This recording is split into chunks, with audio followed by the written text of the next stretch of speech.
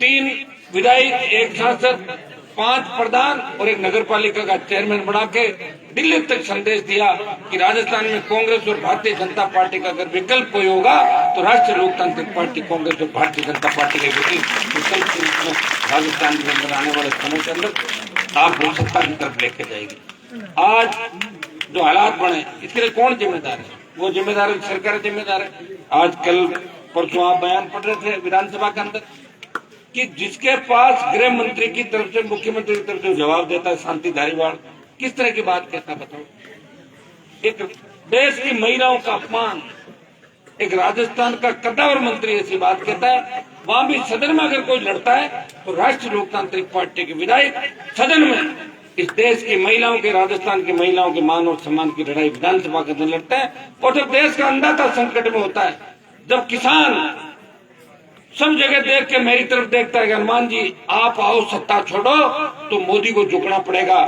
और देश जो शाहजहांपुर का बॉर्डर जाम करके अगर देश में किसी सांसद ने पड़ोसी हुई थाली को ठोकर मारी, सत्ता को ठोकर मारी, तो वीर तेजाजी महाराज की धरती का और आपका सांसद हनुमान बेनीवाल था, जिसने सत्ता को ठोकर मार के किसानों का साथ दिया और जितनी प्रधानमंत्री को झुकाया देश के अंदर। भाइयों, मैं तो सत्ता पाना चाहता, 2003 से लगातार उछल कूद करके मंत्री बन जाता, 5-4 बार मंत्री बन के मैं भी मेरा काम कर लेता दूसरे लोगों की तरह। लेकिन मैंने कहा मैं संतरी बन के किसान जवानों की सेवा करूंगा और वीर तेजाजी महाराज की आदत राजस्थान की राजनीति में कैसे स्थापित हो, ये विश्वविद्यालय कॉलेज की राजनीति से लगातार संघर्ष किया। उसी का परिणाम है कि आज राजस्थान का किसान और जवान दिल से मुझे अपने परिवार की तरह मानता है। आप रोज देखते हो कि लोग मुझे इस तरह काम बताते हैं जैसे घर में अपने परिवार के मेंबर को बताते, छोटे छोटे काम बताते थे। कई बार तो बच्चे ये भी कहते थे कि एमपी साहब मुझे नकल करा दो करे तो मुझे नकल तो और क्या नौकरी लेकिन आप करो तो हो जाएगा। मुझे ऐसी बात क्यों कहते हो मेरे को कि साहब आप हमारे अपने लगते हो तो कोई काम रोजगार मिल नहीं रहा, किसको कहें ये बात? हर व्यक्ति, कई लोग मतलब ऐसी ऐसी बातें लेके आते हैं, लेकिन भगवान की कृपा है कि जो रोता हुआ आता है और 90% हंसता हुआ मेरे घर से जाता है। ये आपने देखा होगा कि लाखों लोगों आपस में, ये इलाका वही इलाका था 20 साल 25 साल पहले, कितने झगड़े आपस में होते थे, एक दूसरे को मारने के लिए लालायित रहते थे। समझाया, आपस में बिठाया, राजीनामा कराया, हम भोले लोग हैं, हम लड़ेंगे तो सत्ता में काबिज कैसे होंगे? इस बात का बहुत बड़ा असर भी लोगों के अंदर गया। लोग आपस में लड़ नहीं रहे, बैठ के बात को समझ रहे हैं। नंदवानी के अंदर बेंगसरा, ये पेड़ का जो इलाका, यहाँ से बच्चे बाहर गए, कोई गुजरात गया, कोई महाराष्ट्र गया, कोई मद्रास गया और अपने अपने समाजों के साथ यहाँ के बच्चों को रोजगार भी दिया, वहाँ भी हमारा मान और सम्मान बढ़ाया। हमें कुछ इस बात की नागौर को नेताओं ने धोखा जरूर दिया, लेकिन लोक देवताओं की कृपा इस जिले पर रही कि हमारे बच्चे नागौर के हर फील्ड में आगे रहे। आज चाहे आपका कंपटीशन कोई सा भी हो, RS का, IAS का, RJS का, चाहे आपका और जो भी बच्चे निकलते उसमें हमारे बच्चे टॉप पे रहते हैं। 10-12 के अंदर टॉप पे, हर जगह गोल्ड मेडल ला रहे हैं। खेल के अंदर भी लगातार हमारी उपेक्षा हुई, उसके बावजूद भी नागौर के बच्चों ने हमेशा नागौर का नाम रोशन किया और राजस्थान में अलग पहचान बनाई। मैं जब विश्वविद्यालय के अंदर राजनीति करता था, या मेरे एक साथी वकील साहब यहाँ खड़े, तब तो शायद 30-40-50 लड़के होंगे पूरे नागौर जिले के। शेखावाटी, गंगानगर, हनुमानगढ़, भरतपुर अंचल, अलवर अंचल के किसान के बेटे ज्यादा थे। तब हम सोचते थे कि काश हमारे यहाँ भी शिक्षा की बात, वहाँ उस समय नेता कहते, काश हमारे यहाँ भी 60 साल पहले सिंचाई का पानी आता तो पंजाब की तरह हमारी धरती भी सोना उगलती और हमारे बेटे बेटियां भी जर्मनी, इंग्लैंड और अमेरिका के अंदर पढ़ते। लेकिन उनकी सोच नहीं थी, उनकी सोच ये थी कि अगर सबको होशियार कर दिया तो हमारे बेटे पोतों की दरिया पटियां कौन बिछाएगा, इसलिए जानबूझ के नागौर जिले को अंधेरे में रखा। भाइयों, ये वही जिला है, ये बच्चे देखो, ये टकटकी लगा के मेरी ओर देख रहे हैं, इनको लगता है कि हनुमान जी हमें नौकरी दिलाएंगे, हमें आगे बढ़ाएंगे, विकास कराएंगे, और बच्चे ईश्वर का रूप होते हैं। लोग मुझे कहते हैं कि बच्चे आपके पास आते हैं फोटो खिंचाने के लिए, बच्चों में भगवान है और असली भगवान गरीबों के अंदर बसता है, और गरीब जिसको पसंद करता है उसी पे भगवान की कृपा होती है। और गरीब राजस्थान के अंदर हनुमान बेनीवाल को पसंद करता है। हर परिस्थिति के अंदर मैंने हर परिस्थिति देखी, मेरे जैसी परिस्थिति तो अगर किसी नेता का आ जाए वो राजनीति छोड़ के भाग जाएगा, कर ही नहीं सकता। हर परिस्थिति का मुकाबला किया और आज भी इस काजल की कोठरी में रहते हुए कोई नहीं कह सकता कि हनुमान बेनीवाल पे कोई दाग है। 1 रुपए का लेन देन और भ्रष्टाचार अगर साबित करते सरकारें तो मैं कोई भी जांच कराने को तैयार हूँ। इसलिए मैं वसुंधरा से भी लड़ा, उसको लंदन का रास्ता दिखाया, गहलोत का दिमाग भी ठीक किया और जब आवश्यकता पड़ी तो मोदी को भी ये दिखाया कि मैं नागौर की धरती का तेजा जी का भक्त हूँ, मैं किसी के आगे झुकता नहीं और किसान की बात नहीं करोगे तो हमारे रास्ते आपसे अलग है और रास्ते अलग करके आप सड़क पे आ गए जब भी जरूरत पड़ी। गठबंधन था उस समय कांग्रेस को साफ करने का, ये गठबंधन नहीं था कि मैं बीजेपी के पीछे पीछे घूमूंगा। 2-2.5 लाख वोट बीजेपी ने मुझे दिए, 25-30 लाख राजस्थान में बीजेपी को दिलाए, यही तो गठबंधन था। और क्या होता गठबंधन? बैठ के आपस करना। तो भाइयों, आपके मान सम्मान को कभी नीचा नहीं होने दिया देश के अंदर। प्रदेश के अंदर अकेला था, विधानसभा में लड़ता था।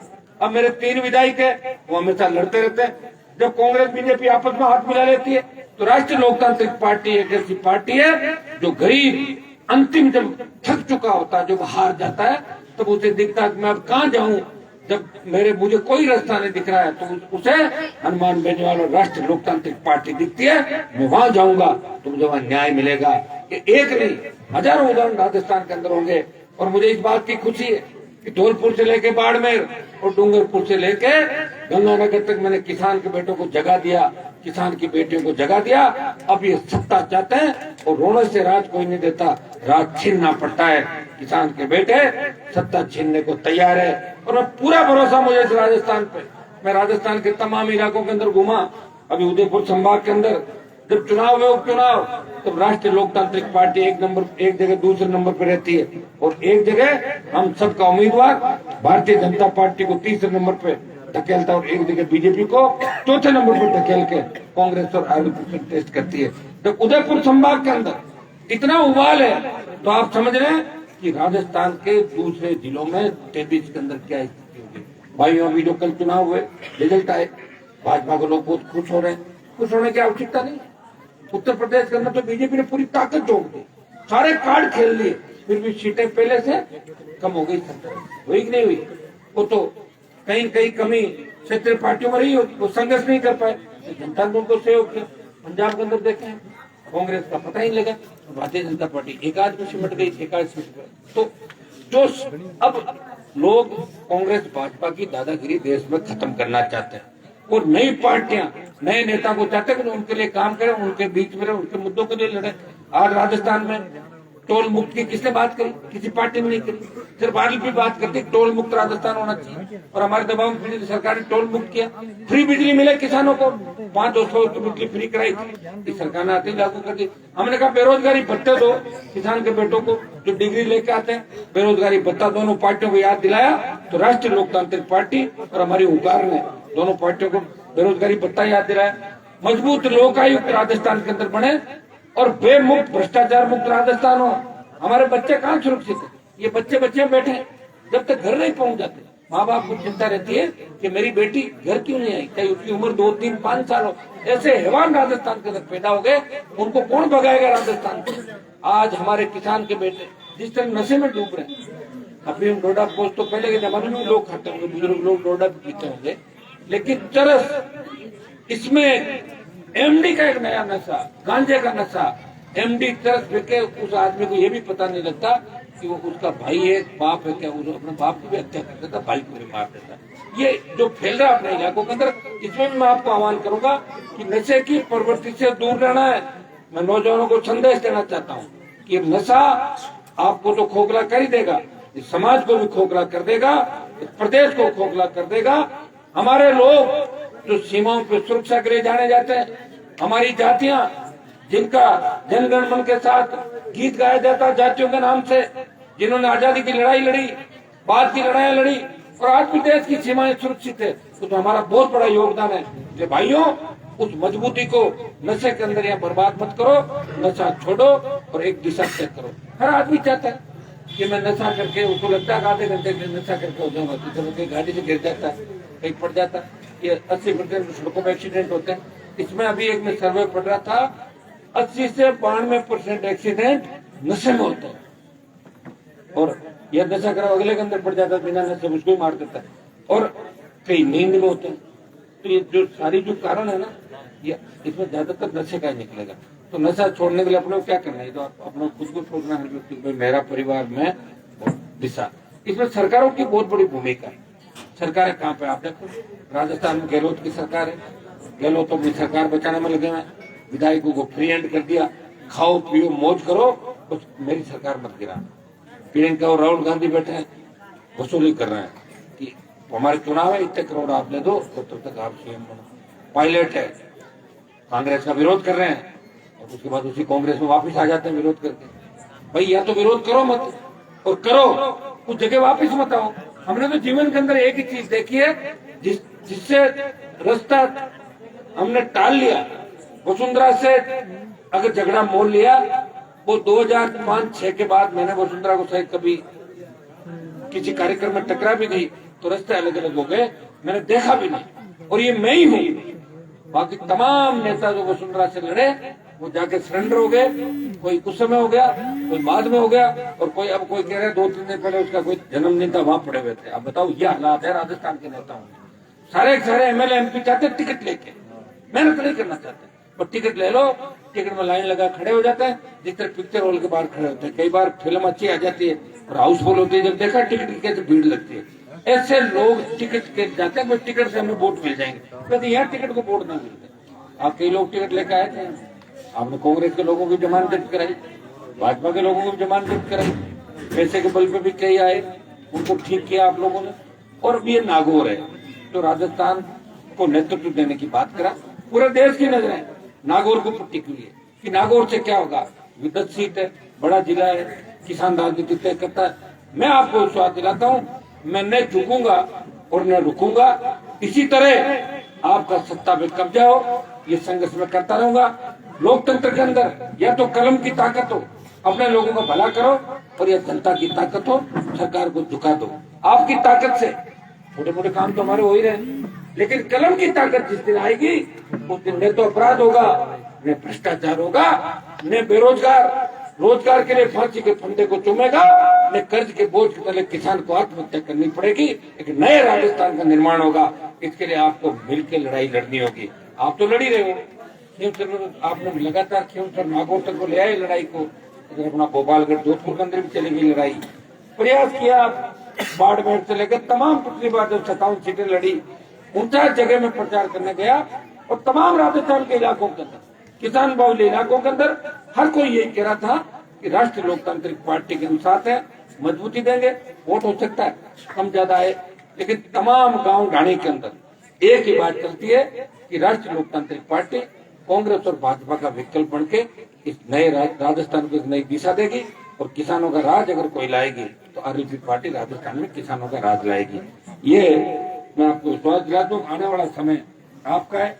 कोरोना के अंदर क्या परिस्थिति हमने देखी, हमारे बच्चे 25, 30, 35 साल के ऑक्सीजन के अभाव के अंदर, रेमडेसिविर इंजेक्शन नहीं मिल रहे थे, आईसीयू के अंदर बेड नहीं मिल रहा था। गहलोत ने मरने के लिए छोड़ दिया और मोदी ने भी मरने के लिए छोड़ दिया। खाली एक बार भाषण मोदी जी, मैं दे रहा हूँ, कहाँ दे रहा था और गहलोत हमने किया, दिए क्या कहाँ दिया, मर गए लोग। 10 से ज्यादा लाख लोग तो मर गए देश के अंदर, 15 लाख से ज्यादा, आंकड़े नहीं बताने, 4 लाख 5 लाख का। राजस्थान में कितने लोग मरे आप बताओ, मरे कि नहीं मरे? कई लोगों तो टेस्ट नहीं कराया अपना, मर गए बेचारे। क्या करते, एक ऐसा डर था। लोग कहते हैं पुराने जमाने के अंदर 100 साल पहले जो मरी पड़ी थी वैसे ही मरी क्यों था पता? नींद आई कोई मरी पड़ी इस बार नहीं खाना। आप बताओ, सरकारें फेल हुई, आप लोग थे, तकलीफ होती तो भी जाते थे। मैं नागौर को क्या लगता, मुझे पता, जब मैं सेकेंड लेयर कोरोना की आई तो मैं हॉस्पिटल चला गया। तो मैं हॉस्पिटल के अंदर गया तो सारे डॉक्टर, ये जो कलेक्ट्रेट के कर्मचारी, एडीएम एसडीएम सब आगे थे। तो ये कह रहे साहब अंदर मत चलो। मैंने कहा 2-2 मास्क लगाओ तुम लोग, मैं तो अंदर जाऊंगा। और मैं आईसीयू के अंदर भी गया क्योंकि मेरे को पहले लेयर के अंदर कोरोना हो गया था। मैंने कहा साहब स्थिति तो देख लें। वहां लोगों ने कहा, मैंने कहा तुम क्या करते हो? बोले 80 सिलेंडर हमें मिलते हैं, हम रात को क्या करते हैं ऑक्सीजन का फ्लो कम कर देते हैं, तो धीरे धीरे ऑक्सीजन चलती है, इसलिए आदमी आराम से धीरे धीरे मर जाता है। ये तो कैसे कहें, ऑक्सीजन मिल नहीं रही है तो धीरे धीरे मर जाता है, फिर उसको ले जाके दे देते हैं। तब उस दिन बेड टेक करके और 80 सिलेंडर मतलब नागौर पूरे जिले को ऑक्सीजन के मिल रहे थे। फिर 350-400 सिलेंडर उसी दिन कराए। और नेता नहीं आया था नागौर के मुख्यालय के हेडक्वार्टर पे। एमएलए मुझे पता है कहाँ चले गए सारे, मैं जानता हूँ एक एक चीज। और रेमडेसिविर से लेकर जो भी प्रयास करने थे, अब सारी तो ऐसा है कि ईश्वर अगर किसी तरह की कोई लेके आ जाता बीमारी, उसका इलाज तो मेरे पास नहीं है। लेकिन प्रधानमंत्री मोदी अगर चाहता तो ये बीमारी हिंदुस्तान में नहीं फैलती। जिस दिन पहला केस पकड़ा उसी दिन अगर इंटरनेशनल फ्लाइटें बंद हो जाती और कोरोना को वही रोक लेते। लेकिन लोकसभा में भाषण देते थे हमारे यहाँ कोरोना नहीं आएगा राम जी की कृपा से। राम जी की कृपा से कोरोना क्या तो हो गया क्या? मर गए लोग कोरोना से। हाँ, राम जी की कृपा से कई लोग बच गए। गरीब आदमी जिनका कोई धनी धोनी नहीं था वो बेचारे राम जी की कृपा से ही बचे। लेकिन उस समय अगर भाषण देने में बीजेपी के लोग नहीं रहते तो कोरोना से लाखों मौतें नहीं होती। हाँ, ये बात सही है कि बीजेपी अकेली फुटबॉल खेल रही है, कांग्रेस तो मरी पड़ी है। ये भाई बहन की जोड़ी, वो बहन गली गली घूम रही थी यूपी में, शायद एक आध सीट आई, वो भी कोई कह रहे हैं कल चली गई और कहीं आते ही। ये हालत है, लोग इनको भी पसंद नहीं करते क्योंकि लंबे समय से इन्होंने भी देश का शोषण किया और ये अब कर रहे हैं। अपने को ये ध्यान रखना कि राजस्थान के अंदर हमें इनकी मजबूती दिखानी है। कोई राजस्थान कमजोर राज्य नहीं है। राजस्थान के अंदर लोक देवताओं से लेकर से वीर हुए 8वीं देश की सीमाएं राजस्थान के सबसे ज्यादा शहीद हरियाणा, पंजाब, उत्तर प्रदेश के बाद अगर शहादत है तो राजस्थान के किसान के बेटे बेटियां वहां तो शहादत देते ही देते हैं। आंतरिक झगड़ों में चाहे माओवाद हो, नक्सलवाद हो, सीआरपीएफ, बीएसएफ, सीआईएसएफ, जो हवाई अड्डों से लेकर जो हमारी इंडस्ट्री की सुरक्षा करती है, सब जगह हमारे बेटे बेटियां हमेशा जंग लड़ने के लिए तैयार हैं। हमें ध्यान रखना है। आप लोग तो ध्यान रख रहे हो, यहाँ तो मैं ये बात कह रहा हूँ तो कोई मतलब नहीं, क्योंकि आप तो लगातार मेरा ही ध्यान रख रहे हो पिछले लंबे समय से नागौर में। लेकिन ये ध्यान पूरे राजस्थान के किसान और किसान के बेटों पर रखना। एक बार राजस्थान की सत्ता पे कब्जा करना, एक बार सत्ता पे कब्जा हो गया आधे काम तो आपके वैसे हो जाएंगे। ये 15 मिनट के काम होते हैं सरकार आने के बाद, फ्री बिजली, कर्जा माफी, तो गवर्नमेंट के बाद पैसे, गवर्नमेंट आने के बाद तरीके दूसरे बहुत होते हैं रेवेन्यू के। सरकार दारू बेच रही है, 20 से 30 हजार करोड़ रुपए दारू से कमाती सरकार। गुजरात में दारू की बंदी है, फिर भी चल रहा है नहीं चल रहा गुजरात में। तो फिर ये 20,000 करोड़ रुपए में आप 8-10 हजार करोड़ किसान का फ्री बिजली कर दो, ये ज्यादा रेवेन्यू नहीं होगा। कर्जा माफ करो आप इकट्ठा करें। और पेट्रोल डीजल की कीमत आप बताओ 125 तक लेके चले गए। दिल्ली, हरियाणा, पंजाब में डीजल सस्ता, राजस्थान में महंगा। राजस्थान की सरकार भी टैक्स ले रही है और दिल्ली तो जमकर टैक्स ले रही है। ये अगर दिल्ली की सरकार चाहे तो डीजल पेट्रोल 40-45 रुपए तक आ सकता है। लेकिन को पता है कि जनता को लूटना, कहाँ जाएगी जनता? अपने आप गाड़ी खरीदेंगे, मोटरसाइकिल खरीदेंगे, ट्रैक्टर खरीदेंगे तो देना ही पड़ेगा। टोल भी लेंगे, महंगाई भी बढ़ाएंगे, शोषण भी करेंगे, अपराध भी करेंगे, अपराधियों को पनाह भी देंगे। इसके लिए सोचना होगा हमें। एक दिन में सारी बातें नहीं हो सकती। जब मैं 2003 के अंदर लड़ा, लोग मुझे ही नहीं समझ पाए। एक बार का 2 रुपया आया, उसकी लुगाई को वोट डाल के फिर बोले गलत हो गया, मुझे तो मार दिया ना 5 साल। वो जो मैं इधर उधर 5 साल भटकता रहा, कोई कहीं से जीत के आ गया, मंत्री बन गया, जीत होना से आ गया, कोई तीसरा आ गया। उन लोगों ने जो गदर मचाया नागौर के अंदर, एक व्यक्ति था उसमें विधायक भी नहीं था। और 8 से 13 से 18 जो हालात आपने देखे, कोई व्यक्ति जो आपके लिए लड़ता रहा, पूरा जीवन आपके लिए बिता दिया। अब यहाँ आप मेरा इंतजार इसलिए करोगे, आपको पता है कि हनुमान जी हमेशा आपके लिए लड़ रहे हैं। अब मैं यहाँ से जाऊंगा तो अब जो घर पे बैठे लोग, उनको छोड़ूंगा 12 बजे तक, फिर जाऊंगा तो 2-3 तो बज ही जाएगी, तो सुबह फिर लेट होना ही पड़ेगा। गणपति सही लेट ही उठो या आपको नागौर नेता है को नागौर कौन बताओ? अरे एमएलए है तो सही, नेता तो हिट गया एक नेता आप और कौन? घर जाऊं तो नहीं रेडी है। आज क्योंकि मामला अब अपने इस कार्यक्रम का था तो मैं ये देखो, सब समय की बात होती है। अगर नंदवानी 10वीं नहीं होती तो फिर 12वीं नहीं होती, तो तुरंत 10वीं फिर 12वीं हो गई, क्योंकि राजस्थान में तमाम 10वीं स्कूल 12वीं हो गई। तो थोड़ा सा आप लोगों ने पीछा किया और पीछा क्या रोज ओढ़ा देते थे तो नंबर आ गया आपका, आते ही सारी स्कूल 12वीं हो गई। अभी जहाँ पापाश्री में करके माला राम जी बैठे, पापाश्री पंचायत की तीनों स्कूलें 12वीं हो गई, क्योंकि ईसर नावड़ा, पापाश्री और ये तीनों 10th कराई और तीनों 12वीं हो गई। हाँ, टेंसरा 2 बार भी हो गया। नहीं पंचायत में तो हो गए नहीं, वो 8वीं पढ़े गाँव वाले नहीं, गाँव वाले तो वो कह रहे थे ना 10वीं पढ़ने वाली पहले नहीं मिलती पहले फिरता था कागज ले अब तो रह गई थी। तो ये अपने दोनों बार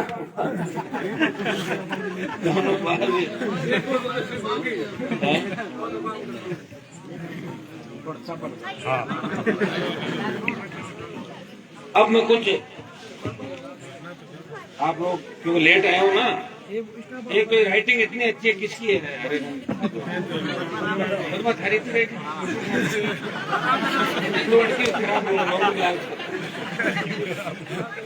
देखो भाई मेरी राइटिंग अच्छी है। ये बच्चों को भी धन्यवाद, सुबह से देखो ये बैठे हैं, सिर्फ नाश्ता ही कराए हमको। एक सारे सब बच्चों का एक खाना करना इस दिन का पेनल्टी सरपंच साहब पे, मेरे अपने इन पे पेनल्टी। एक दिन बच्चों का एक खाना करेंगे अच्छा सा, जो आपने आज वेट किया ना उसके लिए 2 दिन तैयार किया। अब ये पहले स्कूल की बता दो, पहले मैं कुछ स्कूल की जो घोषणा है आपकी। एक तो स्कूल के अंदर स्टाफ है, प्रधानाध्यापक, वरिष्ठ अध्यापक, अध्यापक, ठीक है। एक तो स्टाफ की कमी है, इसको पूरा कराएंगे, स्कूल में स्टाफ की कमी को पूरा करवाएंगे आपको और अध्यापक लगवाएंगे। एक 4 कमरों की मांग सरपंच साहब ने करी है, तो 2 कमरे तो अभी स्वीकृत कर देते हाथों हाथ, और 2 और बना के 4 पूरे 4 करवा देंगे आपको। 2 पहले और 2 थोड़े दिनों के अंदर अंदर, है ना, चारों। ये 2 विकलांग स्कूटियां हैं, कानाराम नहीं, और मान लो कोई लारे दियो तो लिख लीजिए, माल भाषण में कह दे। कानाराम मांगीलाल, श्रवण राम नाइक ढींगसरा, श्रवण राम कालू राम नाइक नंदवानी, दोनों दे देंगे, इसको निकाल देंगे 1-2 दिन में। एक नंदवानी में नाइकों कुमारों जाटों की डाणी में प्राथमिक विद्यालय नया खुलवा देंगे ये लोग।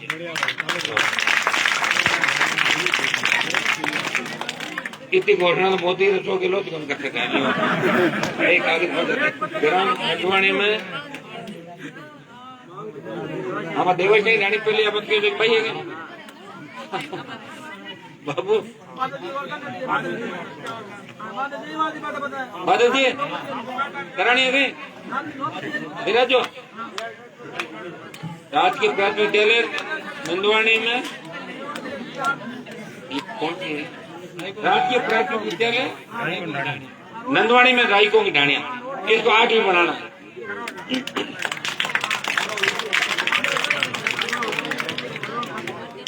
एक आपके नंदवानी के अंदर पशु उप स्वास्थ्य केंद्र, आयुर्वेदिक, तो पशु वाला तो पहले करवा देता है, और आयुर्वेदिक वाला भी, आयुर्वेदिक दवाएं लेवे लोग हाल ही। अच्छा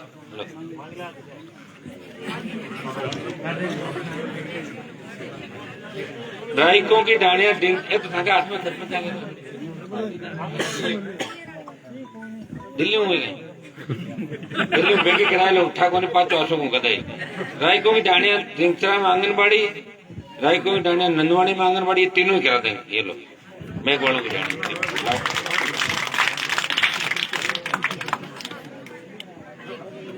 अब डामर सड़कें आपने लिखी है 5, देखो 5 एकदम से मैं अभी करूं फिर नहीं होगी, फिर को घोषणा है आपने कर दी। 2-3 सड़क पहले करा लो। एक तो ये करा लो जो गाँव को जोड़ते हैं नंदवानी, उन रोडों को पहले कराओ, भेड़ नंदवानी और ढींगसरा नंदवानी, वो ये होगी। और एक ये कह रहे हैं मैं घोषणा पहले 5 की करता हूँ, सुन लो, ग्राम ढींगसरा में तांतला सीमा तक 3 किलो बढ़ा देंगे, टाइम मत मुझे बना देंगे। ग्राम नंदवानी से ढींगसरा तक नहीं, ग्राम नंदवानी से सारणों की डाणी 3 किलोमीटर ठीक है बना देंगे। हाँ तो बात होगा ना सर, बढ़िया मैं वो पहले घोषणा कर रखी। ग्राम ढींगसरा से राइकों की डाणियां 4 किलोमीटर आई बनाए जावा। ग्राम ढींगसरा से टाकला 3, 5 बना देगा आपके ये लोग। बस 5 में 2-3 तो अभी बनेगी, 2-3 में 2-4-6 महीने लागे।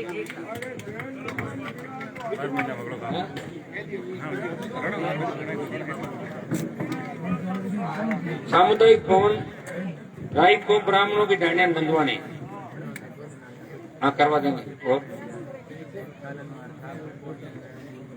सामुदायिक भवन बाया शाम ढेंगसरा में 400 विष्णु की ढांडियां ढेंगसरा में मीठे पानी की टंकी डेयरी के पास। अब बात होता है अगर बढ़ाए जाओ ग्राम पंचायत मीठे पानी डेयरी पानी की जल्दी होगा भी जोर गए। और फर्नीचर स्कूल में फर्नीचर आपके करवा देंगे, सारा पढ़वा लो फर्नीचर जितना गया था। मास्टर जी कहाँ है हमारे मास्टर भाव बजे प्रिंसिपल अभी आप फर्नीचर कितना बना नहीं कौन नहीं सर, बिल्कुल नहीं फिलहाल है नहीं सर, एक भी सेट नहीं। अब कितना दीजिए और फर्नीचर के अलावा वो तो मैं करा था 2 लाख रुपए निकाल देंगे। 2 लाख रुपए फर्नीचर और सारा निकाल देंगे, बना लेंगे 2 लाख।